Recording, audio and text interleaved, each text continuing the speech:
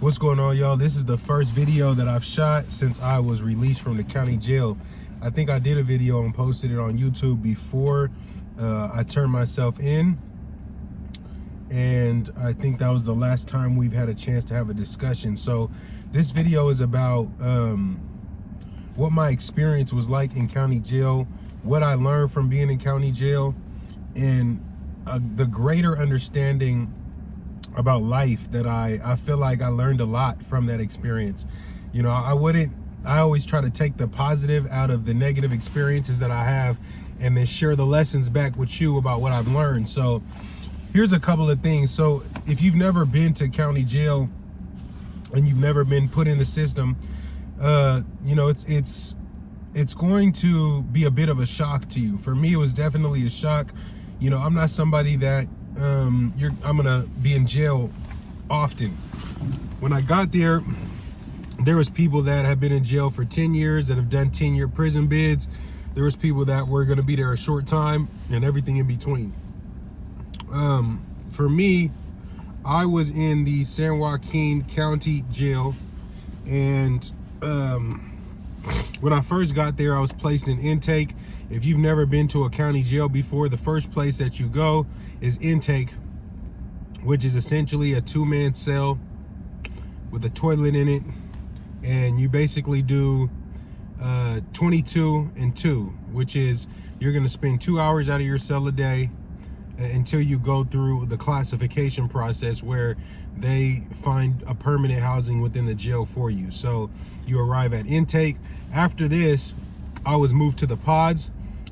For the total sentence, I was given a sentence of 6 months, and since it's county jail time, it's 50%. So I ended up doing a little bit less than 50% of that actually in custody. So I go to the intake. I want to say maybe 5 days into it, they classified me. I moved to the pods, which is essentially you get your own room. It's not really a cell. Like, you know, it's not like the cell that's in intake where the COs operate the door system and, you know, you're contained within that small space, your cell. You know, you're basically in a situation where you have your own room, you have a small twin-size bed, a thin mattress, and 2 drawers. That's pretty much all that you're going to be given. You'll be given 2 sets of clothes that comes with a shirt, underwear, a pair of socks, and then your orange jumpsuit. Outside of that, if it's wintertime, they may give you a sweater, but that sweater is going to be your sweater for the duration of your stay. For whatever reason, they don't wash the sweaters. So when you turn in your laundry, they don't take the sweaters and wash them too. I thought it was weird as hell. One item of clothing that can't be washed doesn't make a lot of sense to me, but you know, hey, it is what it is. So you go to the pods. Basically, once you get to the pods, you have a little bit more freedom. You know, every day at 8 o'clock, the floor opens up. You wake up for count at 5 o'clock. Then you do breakfast at 6 o'clock. They line you up for chow. You go downstairs, you eat with your race. You go back upstairs for an hour, or you'll go to your set, you know, your room, and essentially wait for the floor to be open. So usually, you know, after you eat 6 o'clock, you're gonna spend 2 more hours in your room, and then you'll be able to go out to the floor where you can basically either go out to the yard, you can play handball, you can work out, you can do push-ups and sit-ups. Most of the times your race is gonna put you on a program. When we were in there, you know, when I was in the pods, there was no mandatory workouts.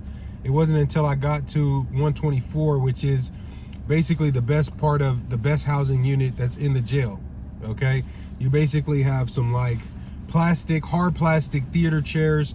You can watch movies. You have a DVD player. You know, there's a guy that they call coach that comes to the yard like once a week to play games. You'll play like cornhole. You can win a bag of candy. You could use that candy to trade for, you know what I'm saying, more important food items if you don't have any money on your books. So you might be able to get yourself a couple of soups, a couple of chips, all from the candy if you win a couple of the games that's being played on the yard.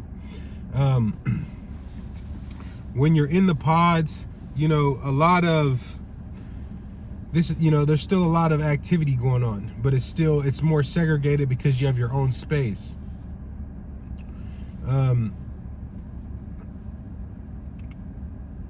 After that, we moved on to what's called the honor farm.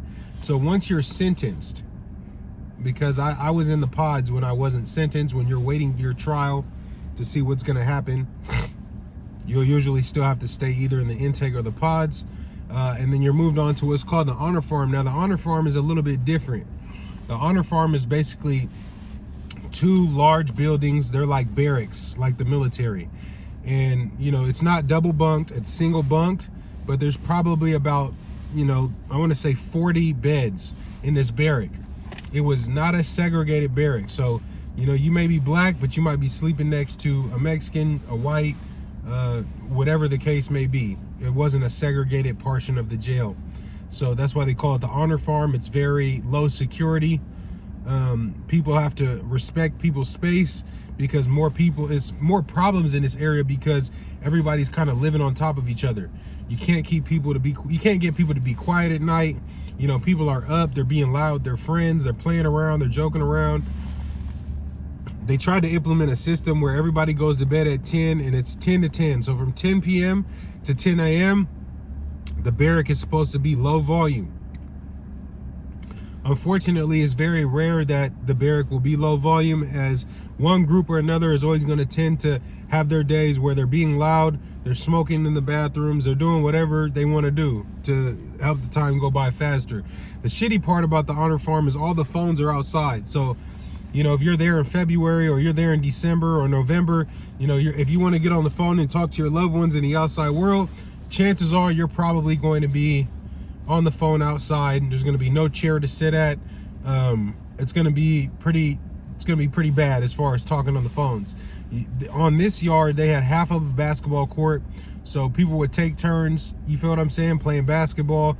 We would actually play basketball together. All the races were welcome to play, you feel me, sports, whatever the case may be. And then when you get to 124, you get a full basketball court in your yard. You know, that's kind of the 2 major upgrades between the honor farm and 124. They call it the honor farm the ghetto because it's, you know what I'm saying, everybody's living together, it's not segregated. The honor farm, you get your own room, you get the common areas. Every race has their own shower. Anybody can use any of the bathrooms, but you only shower with your own card, as they call it. Outside of that, what I learned about jail is, you know, jail stands for just another inmate lion. Everybody in jail is trying to sell a story, selling a story of themselves, and they put on this character where, you know, a lot of people, I think, are really just scared to be there, but they don't want to be seen as a punk, or they don't want people to think they're a pushover, so they will overdo it and make themselves seem extra hard or whatever the case is, because they felt like they needed to create this image of themselves because they were in jail, right? I tried to just be the same person that I am in the free world. I told people, look, I don't, you know, when people ask you, do you bang? I don't bang anything. I told them I'm in home improvement, I'm into real estate, and I do things like that. Oftentimes I got a chance to really have a big impact on some of the young kids that grew up from bad neighborhoods who were in jail, and being able to help them understand certain things about the world and see things from a different perspective, so that they can see that there's some other opportunities that are out there that they've never been told about, because nobody's ever taken the time to pull them to the side and put them up on game about how they can execute legal business, you feel me, in the United States and make a living off of that and change their families' lives with that. One of the things that really touched my heart was before I left the ghetto, which is the honor farm, you know, I had a young cat that was probably 19 years old who I feel like really wanted to do better in life. I could see it in him, and I realized he was just dealt a bad hand in life. And he, you know what I'm saying, wrapped his arms around me and hugged me before I left, saying, thank you for helping me get my head on straight and seeing the world from the perspective of all the possibilities that I have and the opportunities that are in front of me. I think for me, being able to spend some time with him, I felt like that was the most memorable experience that I had in jail, was trying to make an impact on the youth that I saw coming through there, seeing so much creative potential. Some of them were talented musicians. Some of them had some of the most tear-jerk, most impactful stories that you've ever heard of, and just a lifetime of pain that they have been through. and they're just so talented, but nobody's ever taken the time to show them how to execute something that is going to last forever for them. So I had a chance to be of influence in that way and show people that there is also a different way. You know, there's a life after hustling, and most people think that if they don't hustle or they don't sell drugs, that they're going to inevitably be broke. People don't understand that you could be successful and make a lot of money and execute business plans that are legal and of value to members of the community, members of the United States, your community.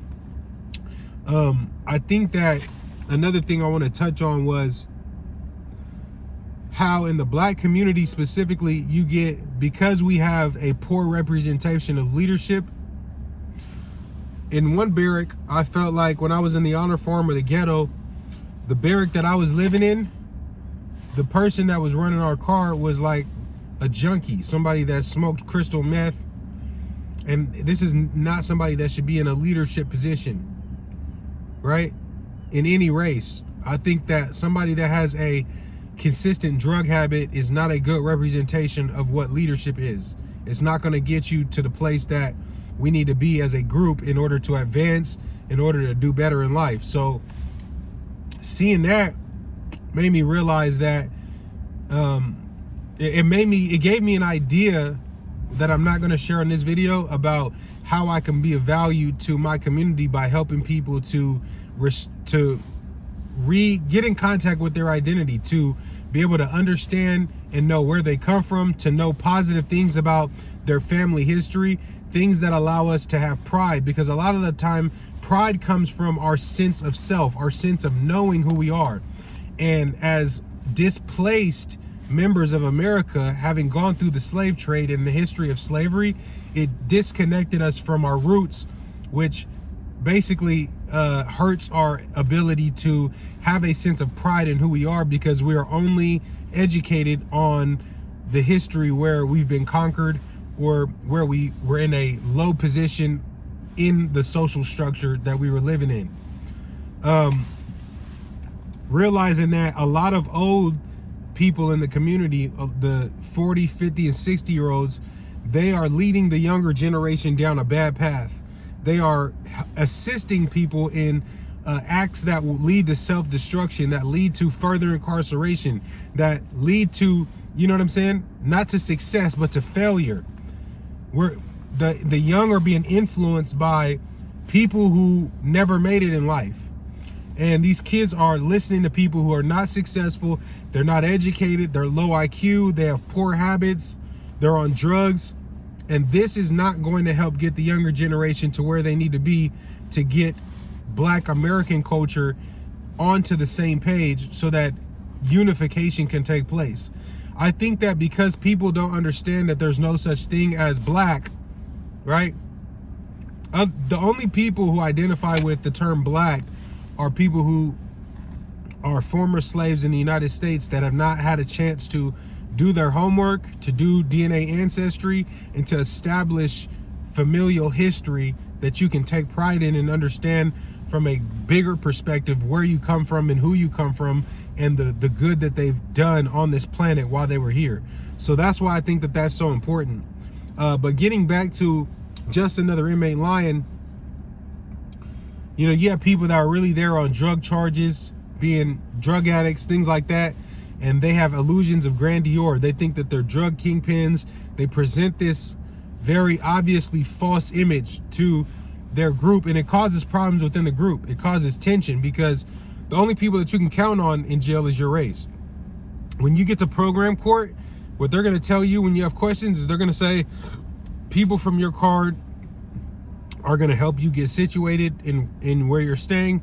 And if you have any questions, most of the time you're going to go to them first to figure out what to do next about a certain circumstance. So, you know, the jails are very, in a way, they're self-regulated. The COs only know to a degree what goes on in the yard, because for the most part, everything is handled by what I will call the leaders of the yard, the people who are either high-ranking members of gangs, usually, or people that have street credibility from the city that you're in the county jail for, if that makes sense. So I'm going to be doing a part 2 because I feel like we really should deep dive into this more. I got a lot I want to talk about because that, you know, I saw a lot, and there's been a lot that's happened in the last 20 days.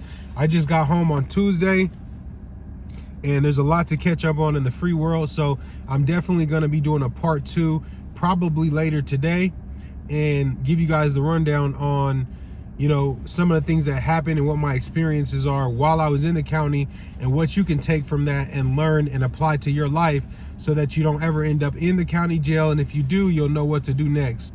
All right, I appreciate you guys watching this video so far. Please hit the subscribe button if you like what I talk about on this channel, or if anything that I say resonates. Smash the like button on this video too, and help me get into the YouTube algorithm, as I don't have a lot of content on this channel, but I'm trying to build it up every single day. All right, I appreciate you guys. I'll catch you guys on the next one. Peace.